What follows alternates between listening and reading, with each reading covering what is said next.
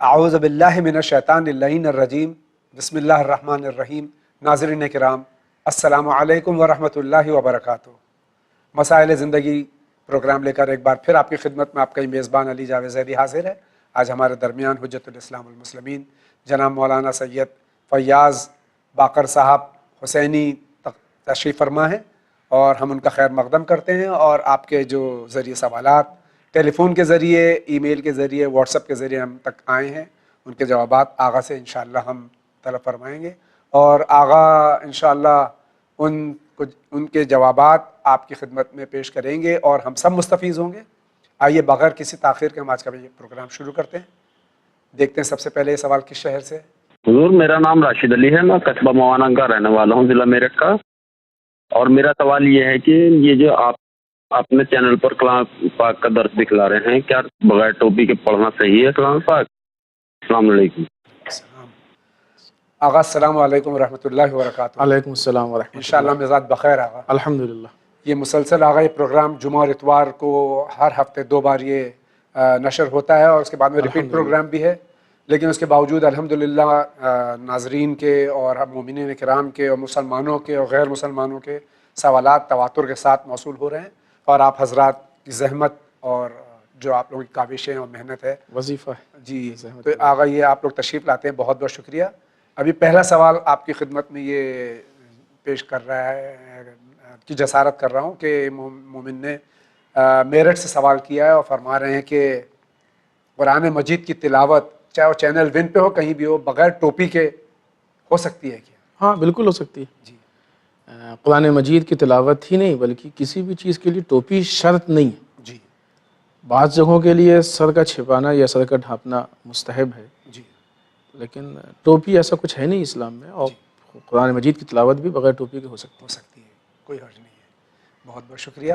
اسی کے ساتھ میں ہم دیکھتے ہیں اگلا سوال کہاں سے۔ میں شاہین بول رہی ہوں بامبے سے۔ میرا سوال ہے کہ آرگن ڈونیشن کے اوپر اتنا جو میڈیا میں بات ہو رہی ہے، اور سب جگہ لوگ آرگن ڈونیشن کو اتنا اپریشیٹ کر رہے ہیں، اسلام کا کیا کہنا ہے اور ہمارے یہاں کیا مسئلہ ہے اس کے بارے میں؟ شکریہ۔ یہ ہماری بہن سوال کر رہی ہیں کہ جسم کا کوئی عضو جو ہے اس کو ڈونیٹ کرنا، اس کے سلسلے میں شریعت کیا کہتی ہے؟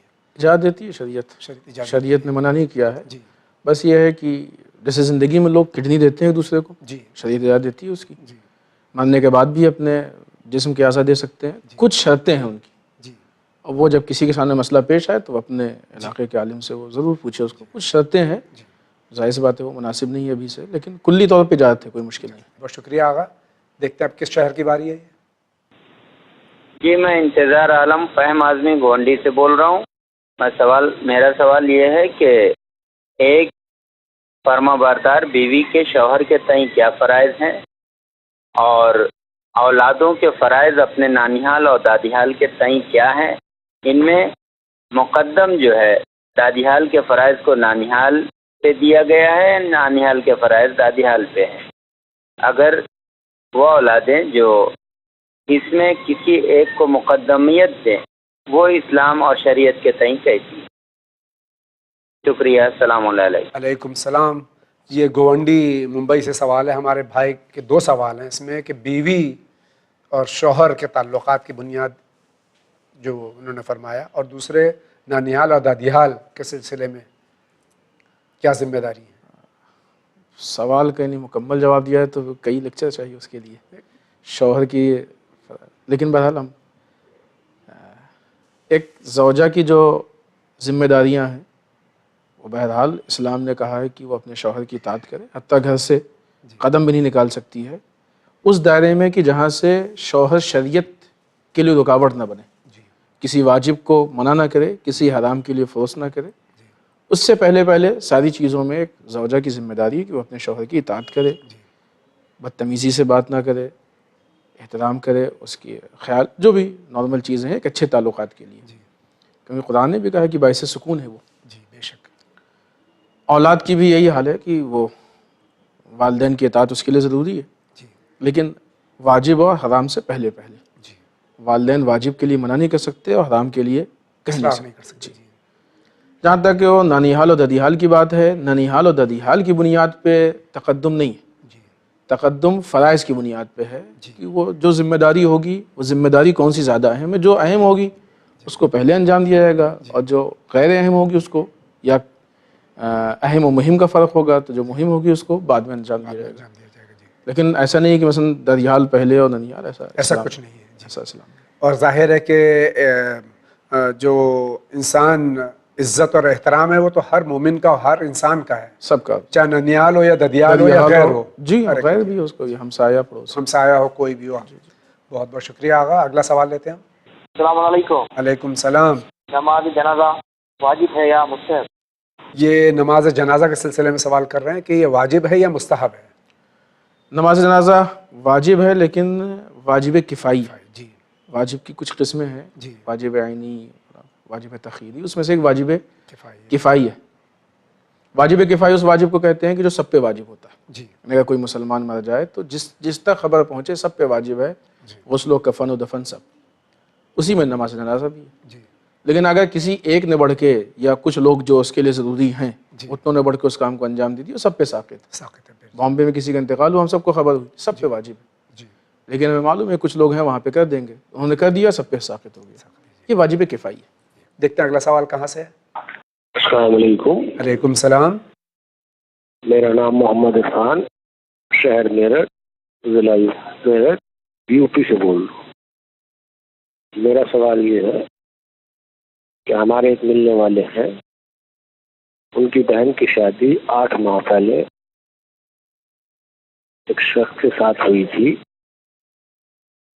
وہ اس کے ساتھ بدسلوکی اور بدذہنی کرتا ہے، مار پیٹ کرتا ہے۔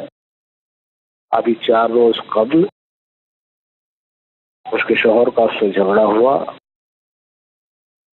اب واقعات یہ ہے کہ لڑکی تو یہ کہتی ہے کہ اس نے طلاق مجھے 2 مرتبہ کہا، اور لڑکا، میں نے 2 مرتبہ سنا اور بات سن کر باہر نکل آئی، اور لڑکا یہ کہتا ہے کہ جی میں نے جنون میں کہا، کیا کہا مجھے نہیں معلوم۔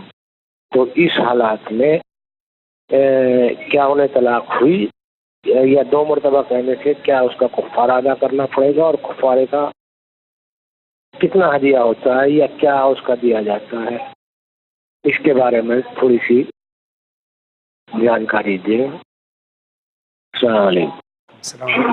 آغا میرٹھ سے بھائی کا سوال ہے، اگر یہ فقہ جعفریہ سے تعلق رکھتے ہیں، اہل تشیع میں سے ہیں، تو اگر فقہ جعفریہ سے تعلق رکھتے ہیں جی تو فقہ جعفری میں طلاق کا نہیں طریقہ نہیں ہے، جی اس لیے کہ غصے میں یا جنون کی حالت میں کوئی بھی چیز وہ واقع نہیں ہوتی ہے، اور اس کے پورے شرائط ہیں، اس کے لیے گواہ بھی چاہیے فقہ جعفری میں، تو اس کے حساب سے تو بالکل طلاق ہے ہی نہیں۔ جی بے شک، بالکل آپ چاہے وہ 3 بار کیا کتنی مرتبہ بھی کہیں، کوئی اس کا وہ نہیں ہوتا۔ جی اگر وہ برادران اہل سنت میں سے ہیں تب بھی وہ بتا رہے ہیں کہ 2 مرتبہ کہا۔ جی، برادران اہل سنت کے یہاں بھی 3 مرتبہ کسی نے مثلا طلاق طلاق طلاق، ان کے ابھی سب کی نہیں ہے، احناف میں 3 بار ہے، جی، وہ باقی جماعت اسلامی والے ہیں یا اہل حدیث ہیں، ان کے یہاں مسالک میں فرق ہے، جی ان کے یہاں بھی فرق ہے، الگ الگ مسالک۔ جو لوگ اس طرح سے مانتے ہیں ان کے یہاں بھی 3 مرتبہ کی شرط ہے، جی۔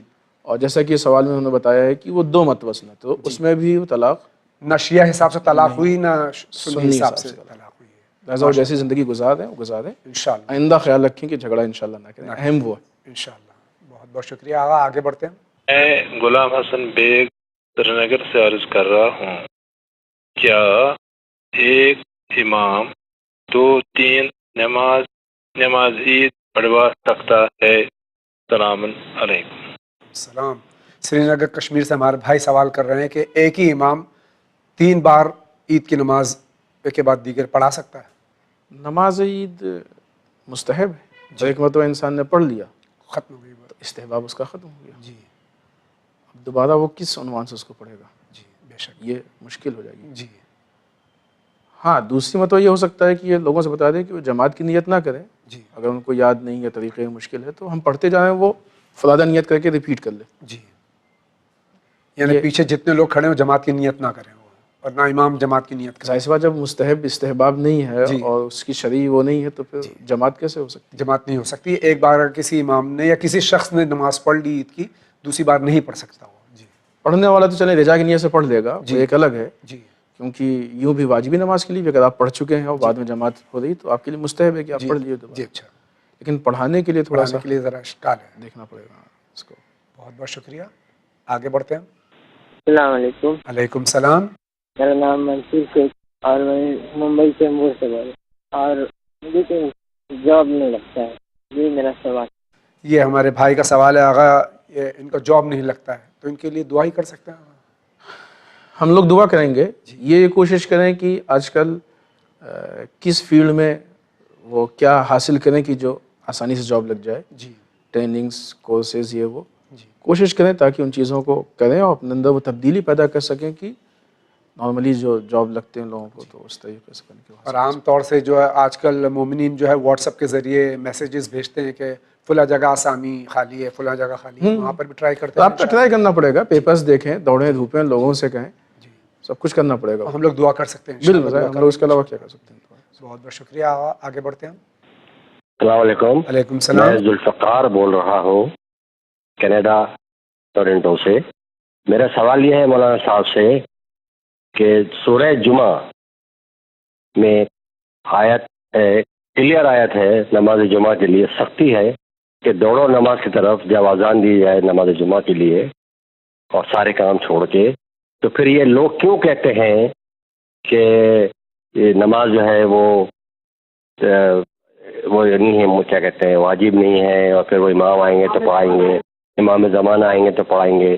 یہ سمجھ میں نہیں آتا کہ جب اتنی سخت تاکید ہے اس کے اور نماز اکبر ہے، اس کا تو پڑھنا واجب ہے اور پڑھنا ہی پڑھنا ہے، تو یہ کیوں کہتے ہیں کہ پڑھ؟ اس سے کیا ہوا کہ لوگوں نے بہانے بنا لیے کہ وہ جب آئیں گے امام تو واجب ہوگی، اس لیے ہم ظہری نماز پڑھتے ہیں.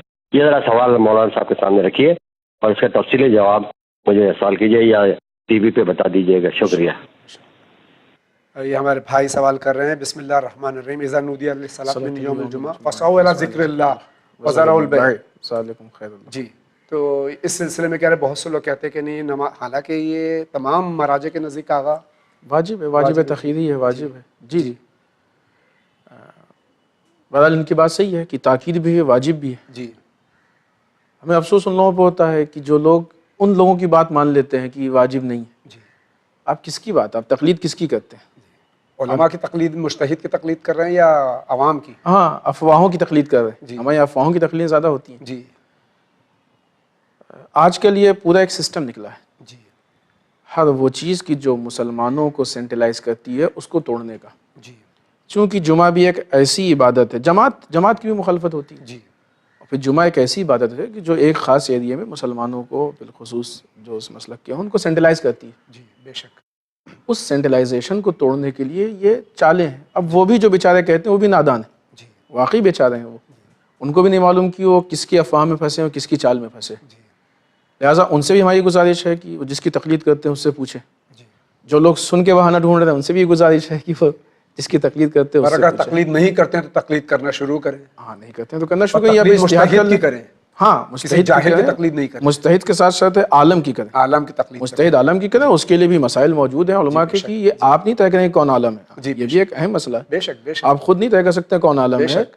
جو اس پلے کا ہے، اس جیسا ہے، آپ اس سے پوچھیے کون عالم ہے، یا اس نے جس کو بتایا آپ اس کو مانیے. بے شک. جی اپنی پسند سے نہیں کہ مسئلہ آسان ہے یہ ایسا کچھ نہیں. بے شک. بہت بہت شکریہ آغا. آپ دیکھتے ہیں یہ سوال کہاں سے. السلام علیکم. میں جھانسی سے بول رہا ہوں. میرے والد صاحب کو میں نے کبھی نماز قضا کرتے نہیں دیکھا، لیکن اب ان کی عمر زیادہ ہو گئی کہ وہ نماز نہیں پڑھتے اور دماغی توازن بھی صحیح نہیں ہے، تو کیا میں ان کے باحیات ہیں، کیا میں ان کی قضاء عمری ادا کر سکتا ہوں؟ یہ میرا سوال ہے، اس کا جواب دیں. زندگی یہ میں نہیں سوال جھانسی سے ہے. ان کے والد حیات ہیں. کسی مومن کی اگر عذر شرعی بھی ہے، وہ نماز یعنی ذہنی توازن بھی نہیں ہے یا ضعیفی ہے، اس کے بعد زندگی میں قضاء عمری کوئی پڑھ سکتا ہے؟ زندگی میں نہیں پڑھ سکتا. نہیں پڑھ سکتا ہے. انتقال کے بعد میں انتقال کے بعد وہ چاہے خود پڑھ جائے. بہت بہت شکریہ. یہ سوال دیکھتے ہیں کس شہر سے. السلام علیکم. وعلیکم السلام. میں کیلیفورنیا سے بول رہی ہوں، فاطمہ بول رہی ہوں کہ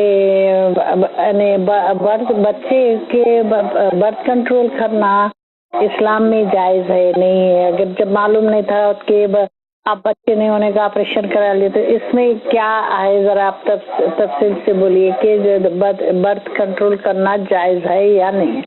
خدا حافظ. حافظ کیلیفورنیا سے ہماری بہن فاطمہ یہ سوال کر رہی ہیں کہ اسلام میں پرماننٹ برتھ کنٹرول جائز ہے یا نہیں؟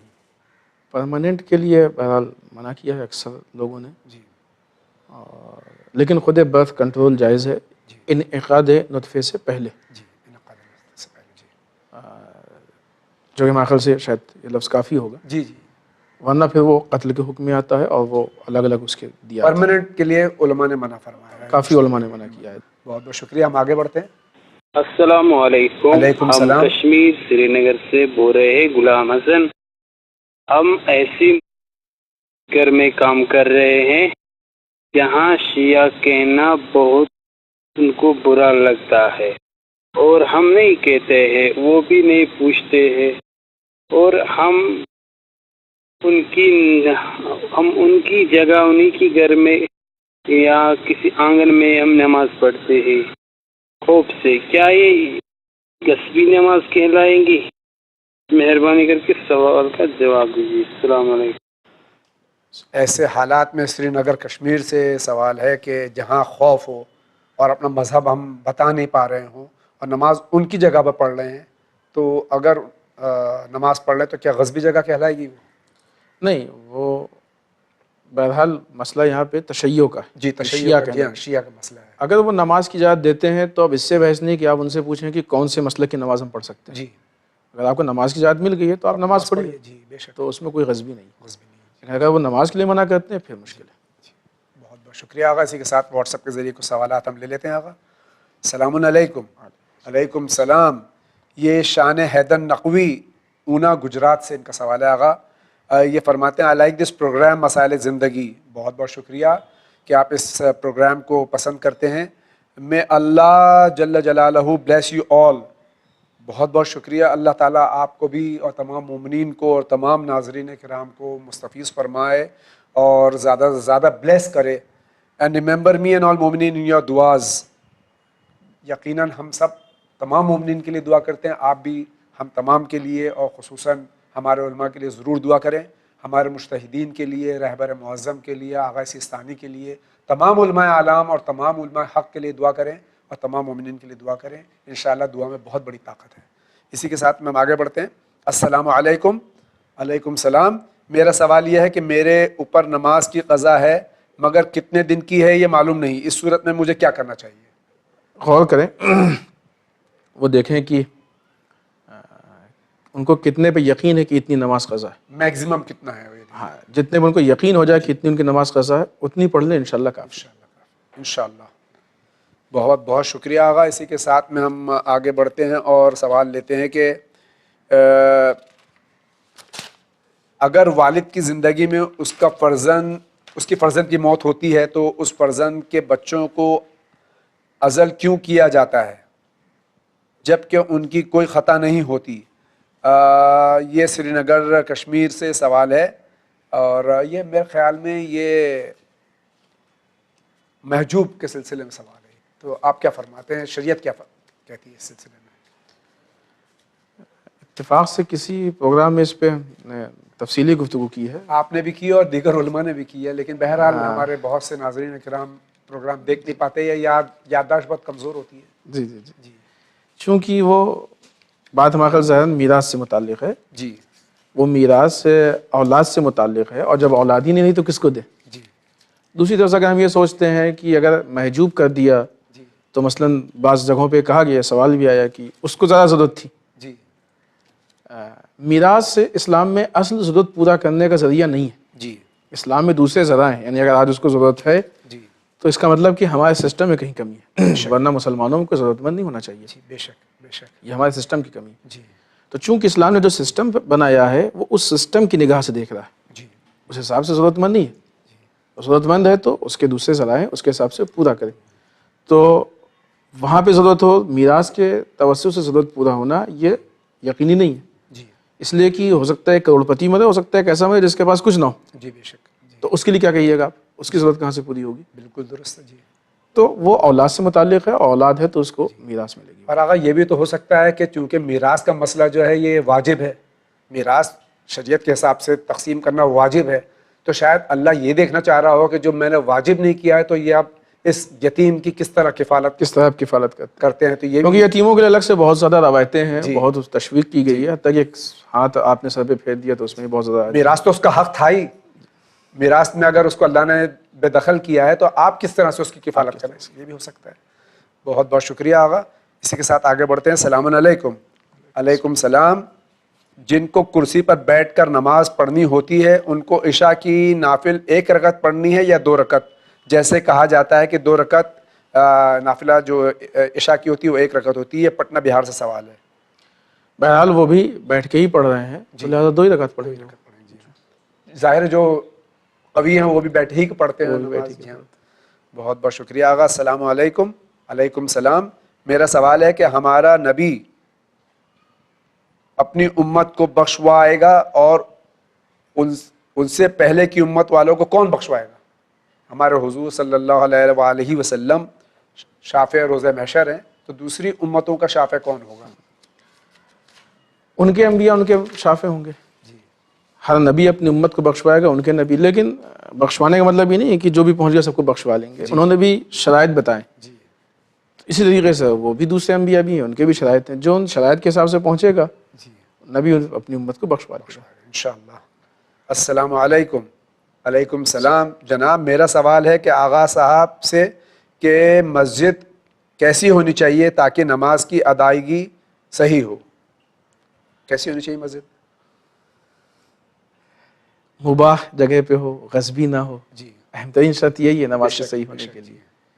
باقی جو نماز کے شرائط میں اگر جماعت ہو رہی ہے تو مامون کی جگہ پیش نماز سے اتنی بلند نہ ہو کہ اتصال نہ پہنچے. یہ مختلف مسائل ہیں, لیکن اس میں کوئی کلی ایسا لائق بیان مسئلہ نہیں ہے کہ وہ نماز کے اوپر اثر انداز ہو, سوائے اس کے کہ وہ غصب و اباحہ کا صحیح ہو, صحیح رخ پہ بنی ہو مسجد, جو صحیح رخ پہ بنی ہو. ورنہ وہ تو بہرحال بہت سی جگہوں پہ ایسا ہوتا ہے کہ مسجد بنی ہوئی ہے پہلے سے اور بعد میں معلوم ہے قبلہ اچھا ہے تو اس طرح سے وہ کر لیتے ہیں. ہاں وہ لگا دیتے ہیں وغیرہ, وہ کئی جگہوں پہ دیکھا گیا.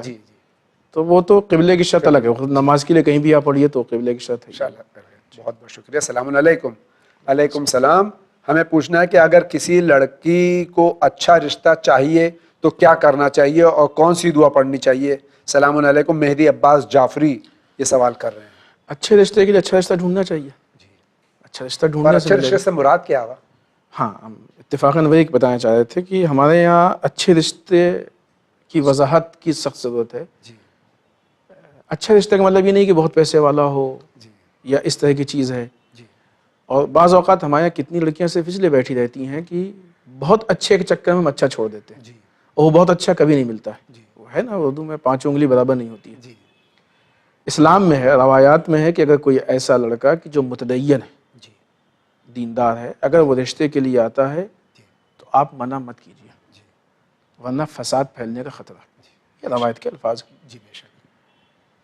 اب ہاں متدین کا مطلب یہ ہے کہ وہ روزی روٹی کی کوشش کرے, وہ بھی تدین میں شامل ہے, عبادات میں شامل ہے. یہ ساری چیزیں ہاتھ پہ تک کے بیٹھے نہیں.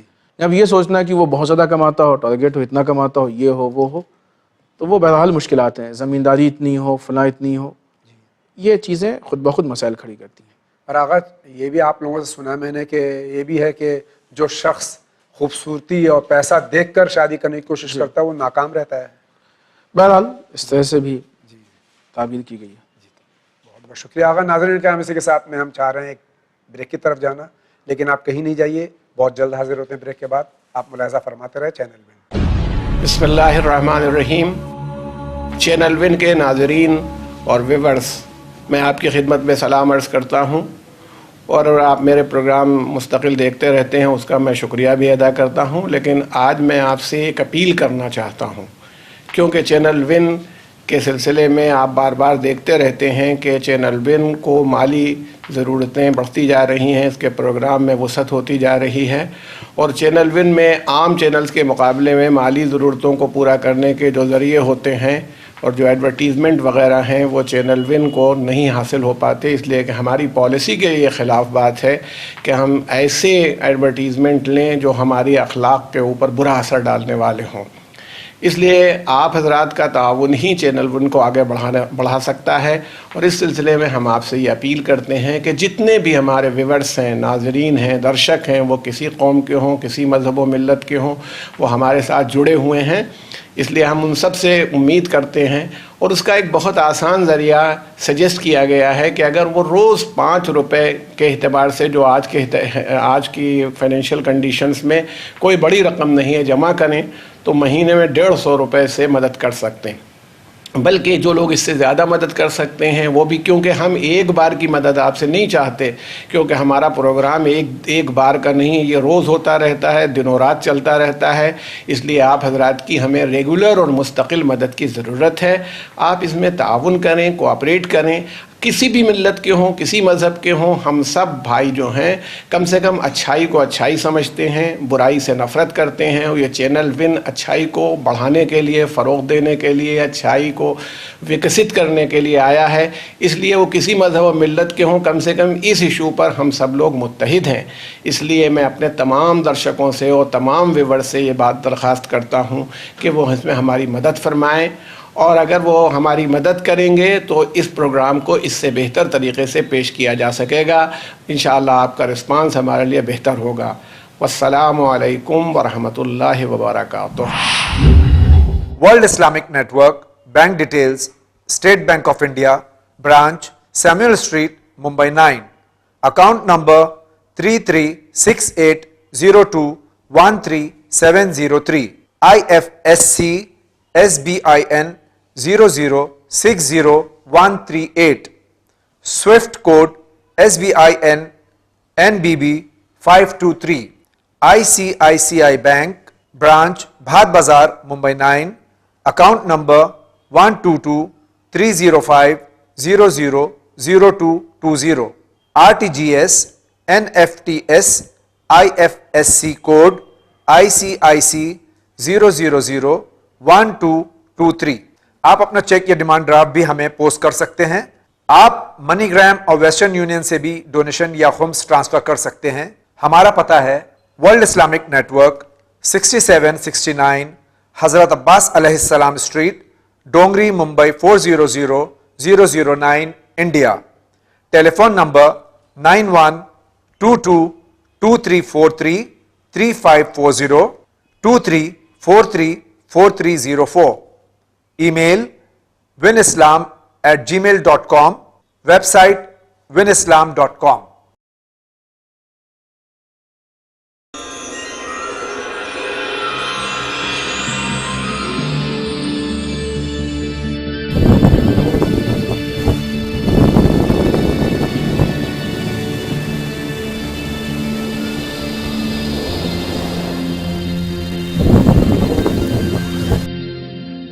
بریک کے بعد ایک بار پھر آپ کی خدمت میں حاضر ہیں ہم مسائل زندگی پروگرام کے ساتھ، اور حجت الاسلام جناب مولانا فیاض صاحب باقری تشریف فرما ہے. اور مسلسل سوالات میں ان سے پوچھ رہا ہوں جو سوالات آپ کے ہیں. یہ سوال جو واٹس ایپ کے ذریعے آغا یہ فرماتے ہیں: السلام علیکم. علیکم السلام. ذوالنون معنی کیا ہیں اور جناب یونس کو ذوالنون کیوں کہا گیا ہے؟ نون کے معنی مچھلی کے، جی، اور ذوالنون یعنی صاحب مچھلی یا مچھلی والے. جناب یونس کو اس لیے کہا گیا کہ وہ پوری روایت ہے جناب یونس نے اپنی امت کے عذاب کے لیے دعا کی تھی اور اس جگہ سے چلے گئے تھے. جی، تو خداوند متعال نے اس کو ترک اولا حساب کیا. کوئی حرام کام نہیں تھا، غلط کام نہیں تھا، امت نے بہرحال وہ ایسے کام کیے تھے، لیکن بہرحال ترک اولا ہے. جی، بہتر تھا کہ وہاں پہ رہ کے امت کو سدھارنے کی کوشش، اصلاح کی کوشش کرتے. اس ترک اولا کی بنیاد پہ وہ کشتی سمیت مچھلی کے پیٹ میں چلے گئے، تو اس لیے وہ مچھلی سے نسبت ہوئی، اس لیے ذوالنون کہا گیا. بہت بہت شکریہ آغا. السلام علیکم. علیکم السلام. میں زینب کشمیر سے ہوں. میرا مولوی صاحب سے سوال تھا کہ مجھے قرآن پڑھنا نہیں آتا. اب میں پڑھنا چاہتی ہوں پر مجھے بہت دقت ہوتی ہے کیونکہ مجھے آسان اردو بھی پڑھنا نہیں آتی، تو قرآن کیسے پڑھوں؟ مولوی صاحب میں قرآن اگر انگلش میں پڑھوں تو ایسا تو نہیں کہ مجھے زندگی میں ضرور ہے کہ میں قرآن عربی ہی میں پڑھوں؟ دیکھیں، ہم لوگوں کو تو قرآن دونوں زبان میں پڑھنا چاہیے. جی. عربی میں جو عربی عبارت وہ پڑھنی چاہیے، وہ بھی یعنی ہمارے لیے ضروری ہے، اور اس کا ٹرانسلیشن بھی ضروری ہے. جو زبان ہم جانتے ہیں جو زبان ہم جانتے ہیں اس میں ٹرانسلیشن بھی ضروری ہے. لہٰذا ان سے گزارش ہے کہ وہ سیکھیں قرآن پڑھنا. جی. اور اور بہت آسان ہو گیا ہوگا. ہاں انہوں نے انگلش سیکھی کہ نہیں سیکھی؟ جو کہ ہماری زبان نہیں ہے. جو کہ ہماری زبان نہیں ہے. جی. تو عربی بھی سیکھیں، وہ سیکھ سکتے ہیں. اور ابھی چینل ون پہ آپ سے خاص طور سے یہ میں گزارش کر دوں کہ چینل ون پہ سی ڈی بھی موجود ہے اور قرآن سیکھنے کا بہت آسان طریقہ بھی بتایا گیا. آپ سی ڈی حاصل کیجئے، انشاءاللہ بہت جلد آپ قرآن پڑھنا سیکھ جائیں گے انشاءاللہ. السلام علیکم. علیکم السلام. اف نماز فجر بیکم قضا، تو کیا ظہر سے پہلے ہمیں اس کو پڑھنا ہے یا دوسرے دن صبح ہمیں اس کو ادا کرنا ہے؟ نہیں، ظہر سے پہلے پڑھنا ہے. پہلے تو قضا اللہ کے فضل سے نہیں ہونی چاہیے. ہاں کوشش کریں قضا نہ ہو. جی.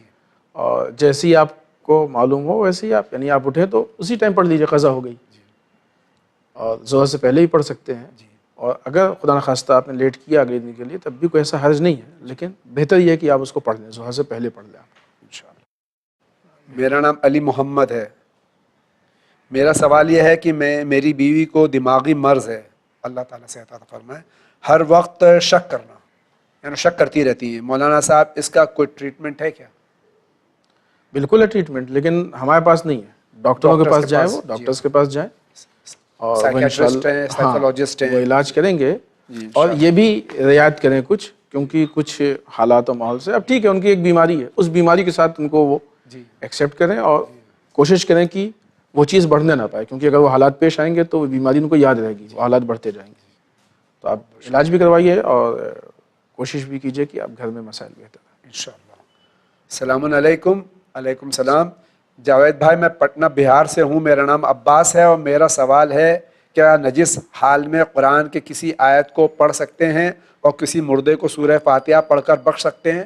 جاوید بھائی جواب نہیں دیں گے، انشاءاللہ آغا جواب دیں گے. جی فرمائیے آغا. جی ہاں پڑھ سکتے ہیں. جی. لیکن سورہ وہ 4 وہ آیتیں جن میں سجدہ واجب ہے ان کو پڑھنا جائز نہیں، وہ نہیں پڑھ سکتے ہیں. 7 آیتوں سے زیادہ پڑھنا مکروہ. جی. اور حروف کو تو ہاتھ لگانا حرام ہے. حرام ہے. جی. اس کے علاوہ آپ پڑھ سکتے ہیں اور پڑھ کے بخش بھی اور فاتحہ بھی پڑھ سکتے ہیں، آپ کوئی حرج نہیں ہے. السلام علیکم. علیکم السلام. میرا نام عقیل ہے اور میں سری نگر سے بول رہا ہوں. میں رمضان کے مہینے میں فلم شوٹنگ میں بزی تھا اور 24 گھنٹے کام میں بزی تھا، جس کی وجہ سے میں روزہ نہیں رکھ پا رہا تھا. کبھی کبھار میں آؤٹ آف انڈیا میں بھی ہوتا ہوں، وہاں بھی مشکل ہوتا تھا روزہ رکھنا. اب مجھے اس کا کیا کرنا ہے، کس طرح سے اس کی ادائیگی ہو سکتی ہے؟ دیکھیں دوسری مصروفیت روزے میں کچھ کرنا نہیں ہے آپ کو کہ آپ مصروف ہے کچھ کر نہیں پا رہے ہیں، روزہ نہیں رکھ پا رہے ہیں. جی. روزے میں تو بلکہ اور اچھا ہے، آپ کے دن کے کھانے کا ٹائم بچے گا. جی. اور مزید ٹائم مل جاتا ہے. جی. اگر وہ روزہ آپ نے جان بوجھ کے چھوڑا ہے تو آپ پہ کفارہ بھی واجب ہے. یعنی 60 روزے یا 60 روزے یا 60 فقیروں کو کھانا کھلائیں. جی. یا غلام آزاد کریں، یا 60 فقیروں کو بھی آغا سستانی کے اس میں اضافہ بھی ہے کہ 60 فقیروں کو 1 مد یعنی تقریباً پونا کلو ہوتا ہے. جی. وہ آپ دیں. اس کے پورے شرائط ہیں. جی. یعنی اگر 60 فقیر ہیں تو آپ ریپیٹ بھی نہیں کر سکتے، وہ یہاں پہ اس کا موقع نہیں ہے تفصیل کا. وہ روزے آپ کے کہ جو سفر میں جیسے بتایا کہ باہر تھے، جو سفر میں چھوٹے ہیں ان کی صرف قضا کر لیں کافی. لیکن جو آپ نے وطن میں چھوڑے ہیں جس کی کوئی علت نہیں تھی، بیماری سفر ایسا ویسا، روزہ بھی واجب ہے، کفارہ بھی واجب ہے. بہت بہت شکریہ. مولا آپ کو شاد و آباد رکھے، الہی آمین. میرا سوال ہے کہ کیا صبح کی نماز کے بعد سو سکتے ہیں؟ بین الطلوعین سونے کے لیے منع کیا گیا ہے، لیکن حرام نہیں ہے، کراہت ہے، وہ مکروہ ہے. روایات میں اس کی بہت سختی سے منع کیا گیا. جاگے تو اچھا ہے. آقا یہ بات درست ہے کیا؟ بہت سے میں نے افراد سے سنا ہے اور علماء سے کہ جو نماز شب کے عادی ہیں اگر وہ سو جائیں تو کوئی کراہیت؟ ہاں یہ چیز سننے میں آئی ہے کیونکہ وہ اتنا جاگے ہوئے ہیں جی اور عموماً سوتے بھی ہیں. جی. عموماً بہت سے لوگ ایسے سوتے بھی ہیں. ایک لفظ کی ہم وضاحت بھی کرتے ہیں. ہم نے کہا نا بین الطلوعین، شاید ہمارے وہ نہ جانتے ہوں ناظرین. طلوعین یعنی 2 طلوع، طلوع فجر اور طلوع آفتاب. بین الطلوعین دونوں طلوع کے بیچ میں، یعنی طلوع فجر سے طلوع آفتاب کے بیچ میں سونا. بہت بہت شکریہ آغا. السلام علیکم. علیکم السلام. یہ سید سجاد عباس زیدی امراوتی مہاراشٹر سے سوال کریں. میرا سوال یہ ہے کہ آپ کو کوئی ہمارے یہاں چاند رات کے دن افطاری کرے تو اس کا فطر ہم پر کیا واجب ہو جاتا ہے؟ نہیں بالکل نہیں واجب ہوتا ہے. نہیں ہوتا واجب. فطرہ آپ کے اوپر اس کا واجب ہے کہ جو آپ کا مہمان یا آپ کی روٹی کھانے والا ایسا مہمان جی شمار ہو، اس کا فطرہ واجب ہوتا ہے۔ بہت بہت شکریہ آغا۔ السلام علیکم، یہ امیر حسین کاظمی لکھنؤ سے سوال کر رہے ہیں۔ جناب میرا سوال یہ ہے کہ جب کوئی شخص قرآن پاک کی تلاوت کر رہا ہو تو کیا اس کو سلام کیا جا سکتا ہے؟ بالکل کر سکتے ہیں۔ کر سکتے ہیں۔ نماز کی حالت میں جو ہے الگ شرائط ہو جاتی ہے۔ اس میں بھی سلام کرنے والا سلام کرے گا، جواب دینے والا سلام علیکم کا جواب سلام علیکم ہی دے گا، اگر کوئی نہیں ہے دوسرا موجود تو۔ ہاں جی، بہت بہت شکریہ۔ السلام علیکم۔ علیکم السلام۔ میں اپنا نام نہیں بتانا چاہتی ہوں، میں یو پی سے ہوں۔ بالکل نہیں بتائیے آپ۔ میرے والد نے جب بھی کسی بھی لڑکی کی بات سنتے ہیں تو کسی سے اپنی پسند سے شادی کرنا چاہتی ہے تو وہ کہتے ہیں کہ میرے بیٹی ہو تو میں ان کو گھر سے نکال دوں گا۔ میں چاہتی ہوں کہ آپ بتائیں کہ اپنی پسند سے شادی کرنا گناہ نہیں ہے یا ہے؟ والد آپ کا پروگرام دیکھتے ہیں، میں چاہتی ہوں کہ آپ بتائیں ان کو کہ ایسا کہنا ان کے لیے صحیح ہے یا نہیں۔ اسلام میں نکاح سے پہلے جی مولوی لڑکے سے بھی پوچھتا ہے اور لڑکی سے بھی پوچھتا ہے۔ جی یہ اسی لیے پوچھتا ہے کہ یہ آپ کی پسند سے ہے کہ نہیں شادی۔ جی اسلام میں شادی ہے ہی پسند سے۔ جی ہاں لڑکے کے لیے ہے کہ بہرحال اس کو اختیار دیا ہے، اور بہتر یہ ہے کہ ماں باپ کی مرضی سے اور ماں باپ کی اجازت کے ساتھ کرے۔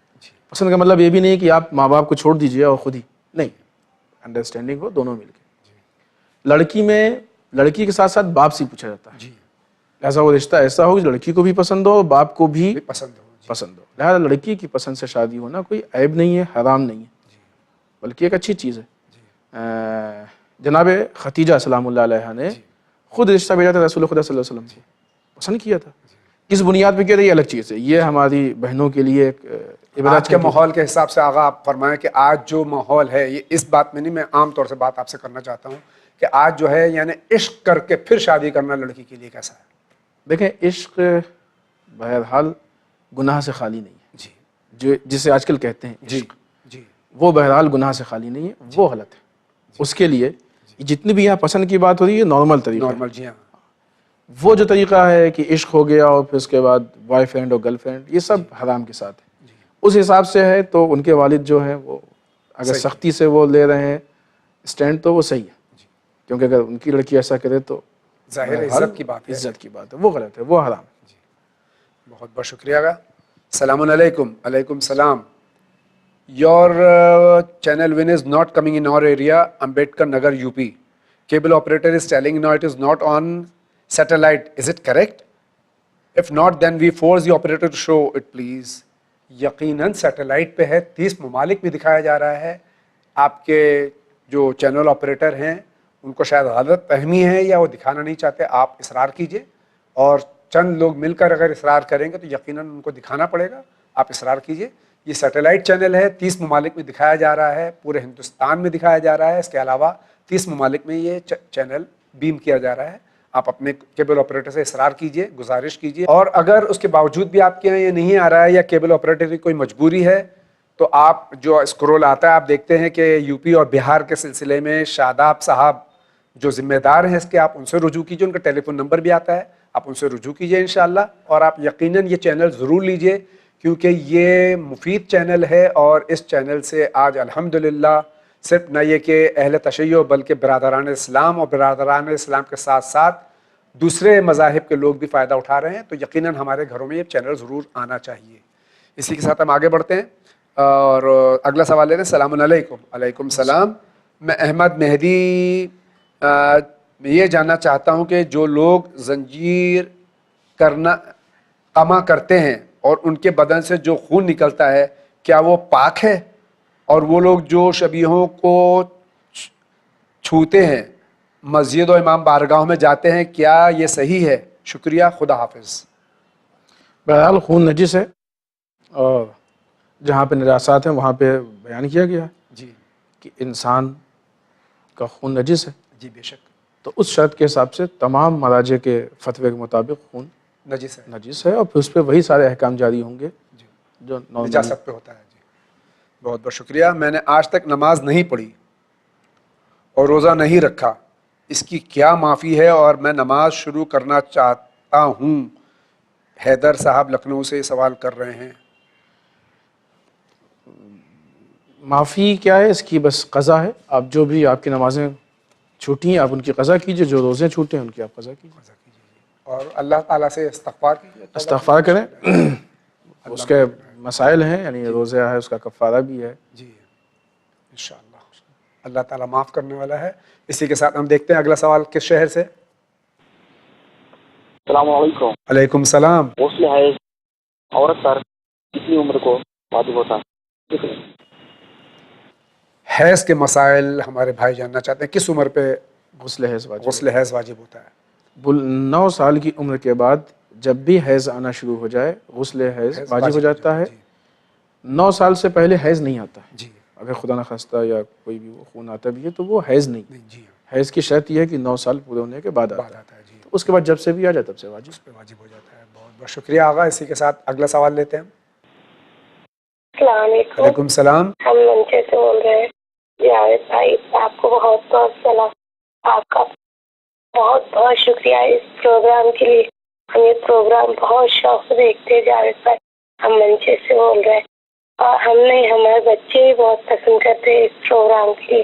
اور شکریہ اس بات کا کرنا چاہتے ہیں ہم رمضان میں بہت پسند کیے دعا ہے اور دیکھیے ہم نے اس پروگرام ٹی وی کو سب کو سلام کہتے ہیں.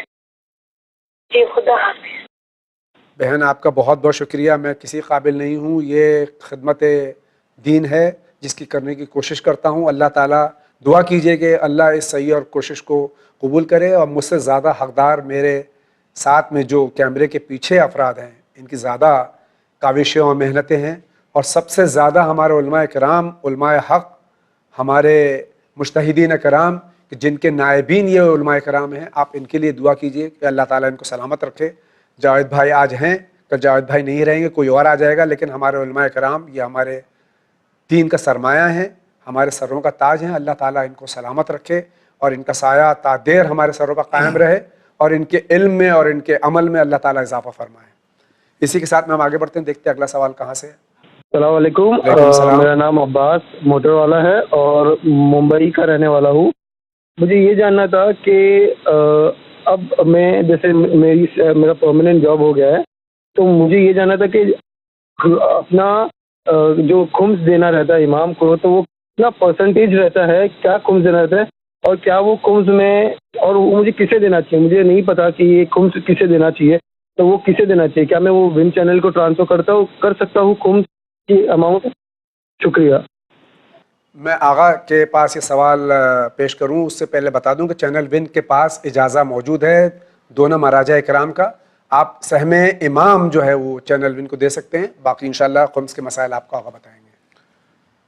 جب سے ان کی پرسنل انکم شروع ہوئی ہے، جی، چاہے وہ سروس لگنے کے بعد یا ہوتا ہے پہلے بھی آدمی گھر سے الگ ہوتا ہے جی اور والدین خرچ کے لیے دیتے ہیں، جی اس سے جب بھی ان کا سال پورا ہوگا تو یا تو جب باپ خمس نکالے تو یہ بتا دیں اتنا بچا اور سب ایک ساتھ نکل جائے. جی تو ایسی صورت میں پھر وہ چونکہ باپ کا ہے وہ، ورنہ جب سے سروس ہو، بہرحال جب سے پرسنل انکم شروع ہوئی ہے جیسی سال پورا ہوگا ان کی جو بھی سیونگ ہو. جی سیونگز کے اوپر. سیونگ کا مطلب یہ نہیں کہ جو آپ نے سیونگ کی نیت سے جمع کیا بینک میں، نہیں، جو اس دن آپ کی بچت ہے. جی حتیٰ کہ آپ کے کچن میں مسالے ہیں، تیل ہے، آپ کی گاڑی میں جی تیل ہے، پیسٹ ہے، صابن، یہ سب اس دن جو بچا ہے سب سیونگ میں آئے گا. جی وہ چیزیں کہ جو یوز سے کم ہوتی ہیں وہ جتنی بچی ہوں اس پہ، جی جو یوز میں کم نہیں ہوتی جیسے کپڑے، جی اگر وہ نیا ہو، یوز نہیں کیا ہے تو اس پہ خمس واجب ہے. اس کے علاوہ جو بھی پیسہ ہے جی آپ کی جیب میں اگر 100 روپے بھی ہیں تو اس پہ بھی، cash in hand, cash in bank, جو بھی سب پہ. جی ہاں، سب آپ کیلکولیشن کر لیں.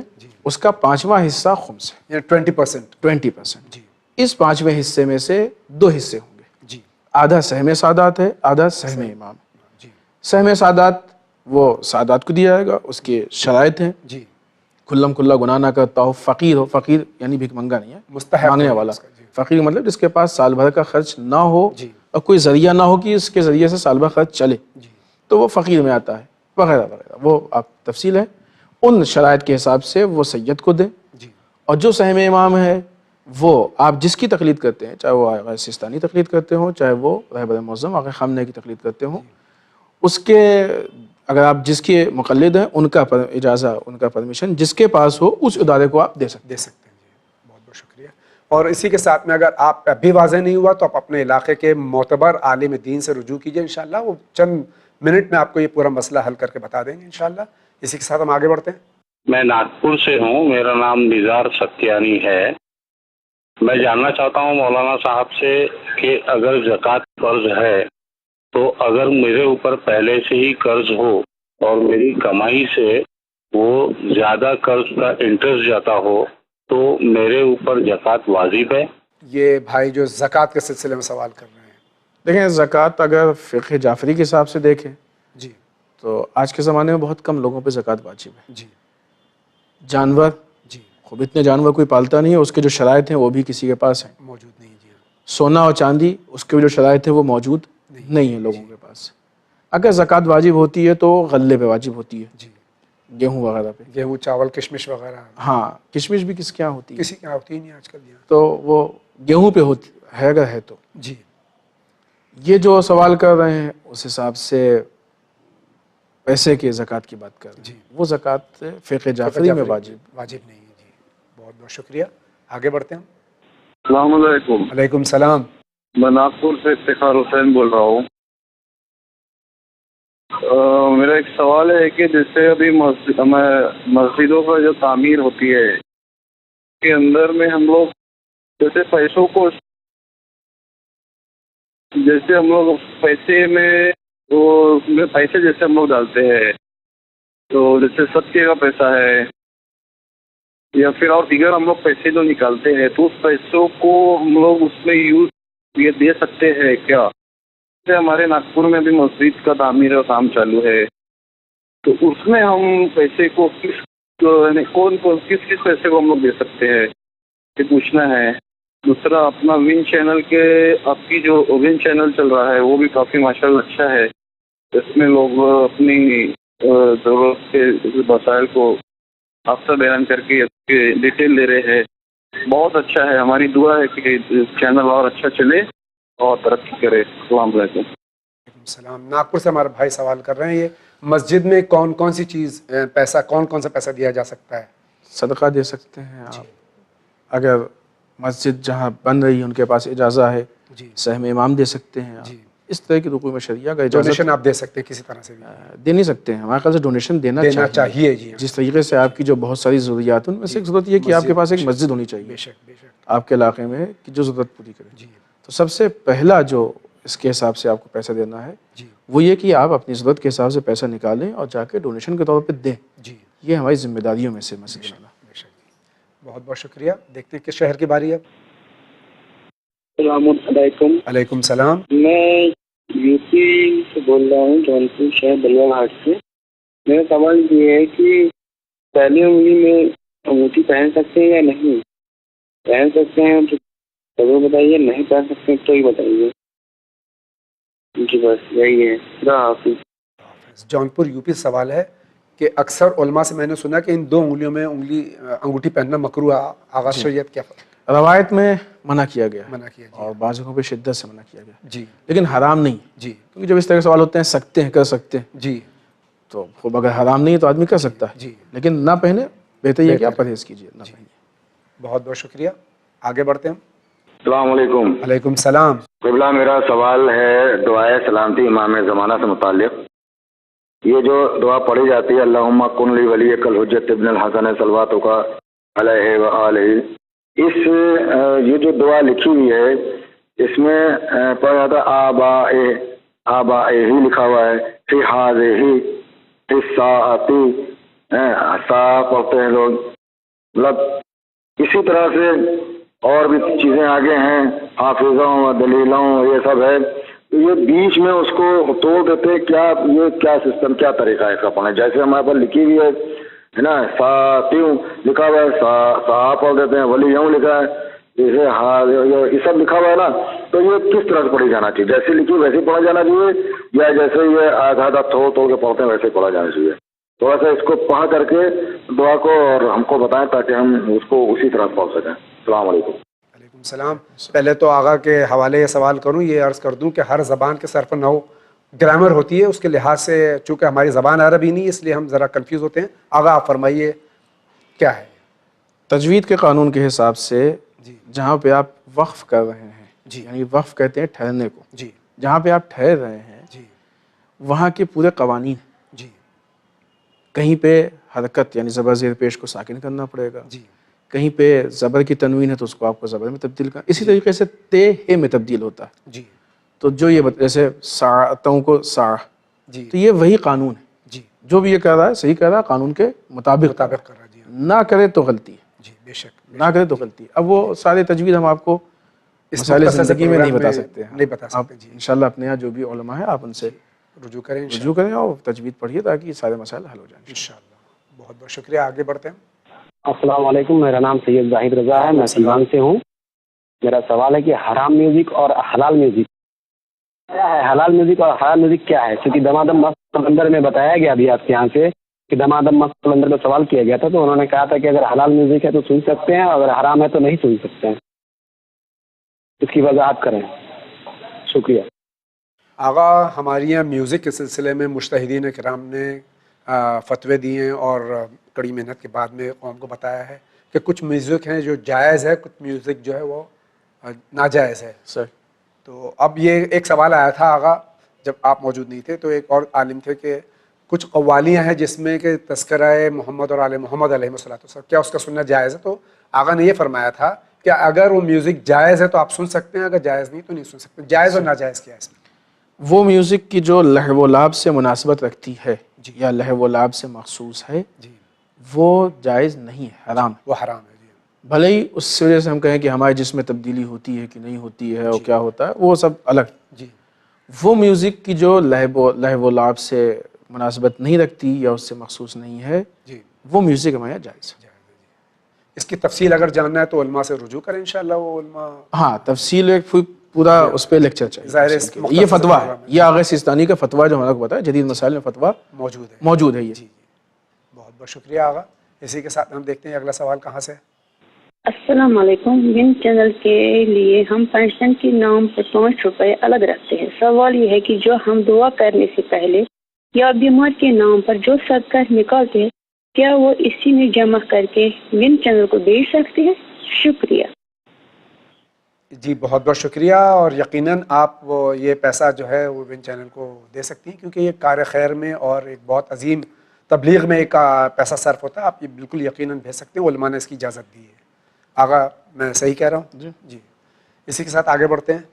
السلام علیکم مولانا صاحب، میں سری نگر کشمیر سے محمد ہادی آپ کی خدمت میں سوال پیش کرتا ہوں کہ عقد کے وقت جو مہر کی رقم مقرر ہوتی ہے، مثلا 30,000 40,000 50,000 یا 1 لاکھ، جو کہ واجب ادا ہوتا ہے، 10 سال 15 سال 20 سال کے بعد کسی وجہ سے طلاق کی نوبت آتی ہے، کیا اس وقت یہی رقم مہر ادا کرنا ہے یا وقت کے مطابق رقم ادا کرنا ہے؟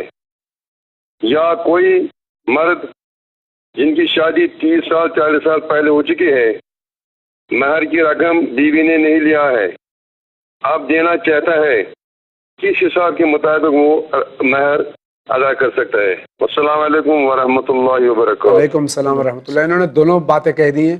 اکثر ہمارے یہاں مہر کے تعلق سے یہ ذہن میں فکر ہے کہ جب طلاق ہوتی ہے اسی وقت مہر دی جاتی ہے، لیکن یہ ایسا نہیں. آغا یہ دونوں سوال آپ کے پیش نظر. مہر کا تعلق طلاق سے نہیں ہے، نکاح سے. نکاح سے. جی. جب مہر طے ہوتا ہے، نکاح ہوتا ہے، اسی وقت مہر ادا کرنا چاہیے. جی. اور بہرحال ان کا جو سوال ہے جتنا طے اتنا ہی دینا ہے. جی. یا چاہے 30 سال بعد دیں یا 25 سال بعد دیں، اتنا ہی دینا جتنا طے ہوا.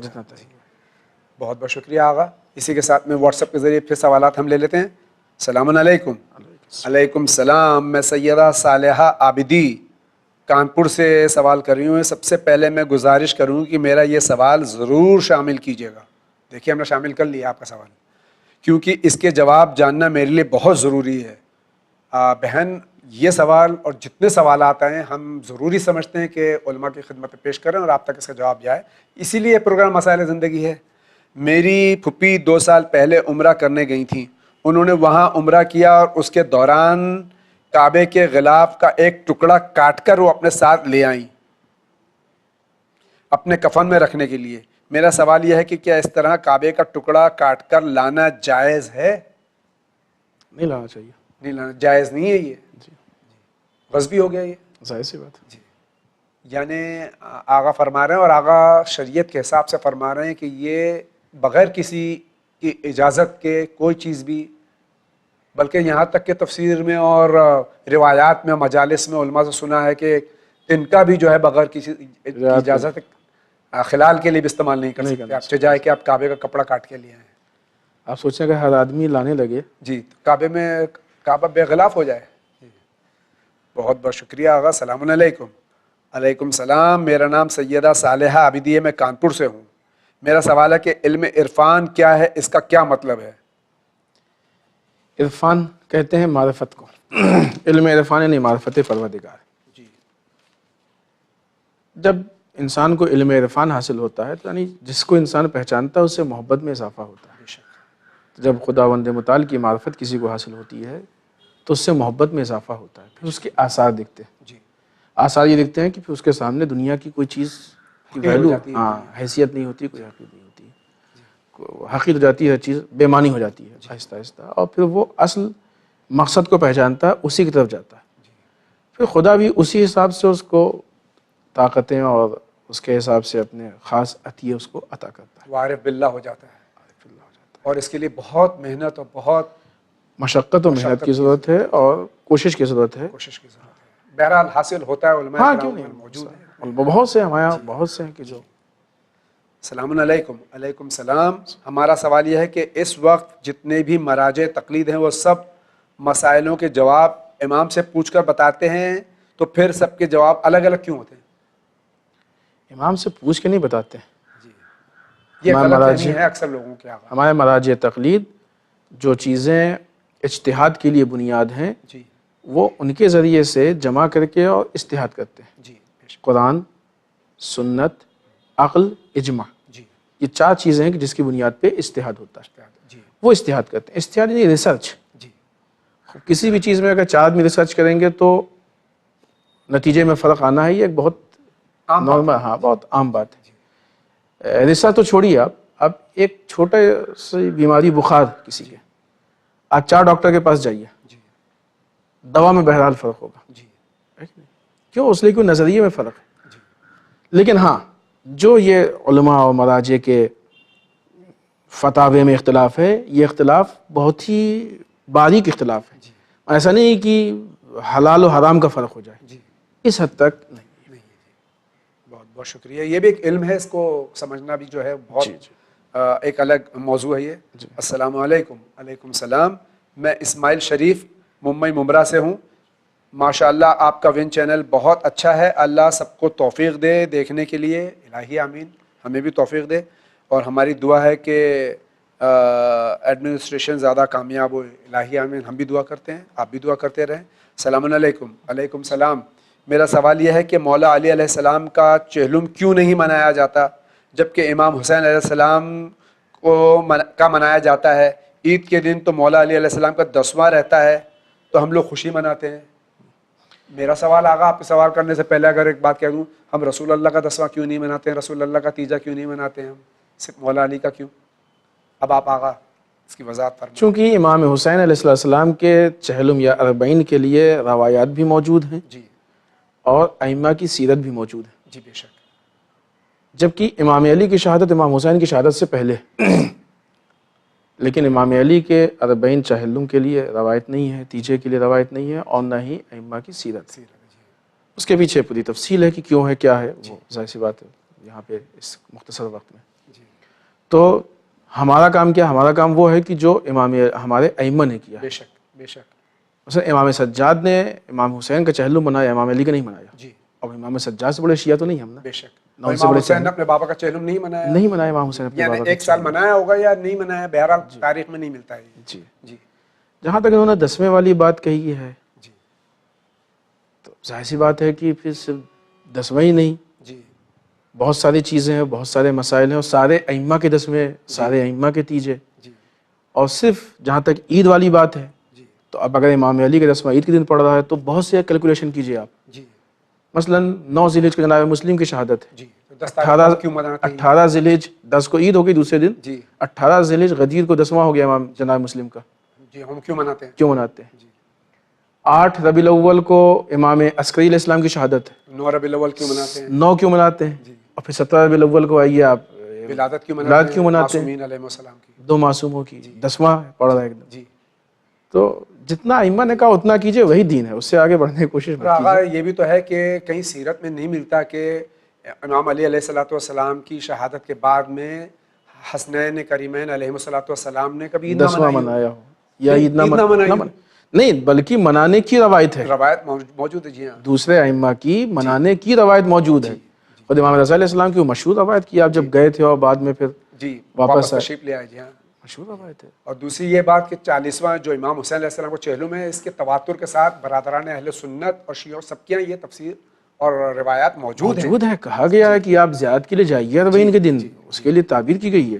لیکن یہ سوال بھی اسی قسم کا ہے، جن صاحب نے کیا یہ بیچارے نہیں جانتے ہوں گے، کیونکہ یہ باہر سے ہمارے اوپر تھوپا جا رہا ہے تاکہ سینٹرلائزیشن کو توڑا جائے، عید کے اس سینٹرلائزیشن کو توڑ دیا جائے۔ آدھے لوگ ہو جائیں گے کہ جو عید منائیں گے، اور آدھے وہ ہوں گے کہ نہیں امام علی 10واں ہم نہیں منائیں گے۔ بہت بہت شکریہ، السلام علیکم۔ علیکم السلام۔ مولا سلامت رکھے آپ سب کو، الہی آمین، آپ سب کو ہی مولا سلامت رکھیں۔ نماز جنازہ میں سجدہ اور رکوع کیوں نہیں کیا جاتا؟ مہربانی کر کے مجھے اس سوال کا جواب ضرور دیجیے۔ اس لیے کہ اس کے طریقے میں ہم کو حکم نہیں دیا گیا۔ جی بس جو اللہ کا حکم ہے اس پر عمل کرتے ہیں۔ جی بہت بہت شکریہ آغا، اسی کے ساتھ آج کے اس ایپیسوڈ کا وقت ختم ہو چاہتا ہے۔ آپ کا بہت بہت شکریہ، آپ تشریف لائے۔ آپ سے گزارش ہے کہ آپ مزید وقت نکال کر تشریف لائیں اور چینل کے لیے، تمام مومنین کے لیے اور تمام ناظرین کے لیے دعا فرمائیں۔ اور ناظرین کرام، اسی کے ساتھ ہم آپ سے اجازت چاہتے ہیں۔ انشاءاللہ زندگی رہی تو پھر آپ سے ملاقات ہوگی، تب تک کے لیے اجازت دیجیے۔ وآخر دعوانا ان الحمد للہ رب العالمین۔